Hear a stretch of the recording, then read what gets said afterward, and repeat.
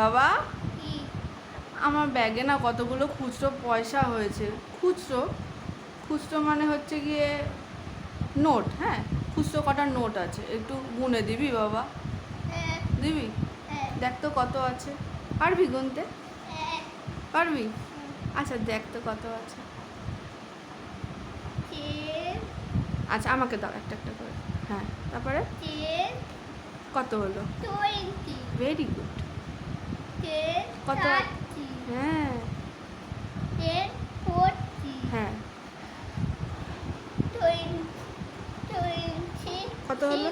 60, হুম, 20, 80, very good. 20, 100, আচ্ছা, 20, 120, very very very good.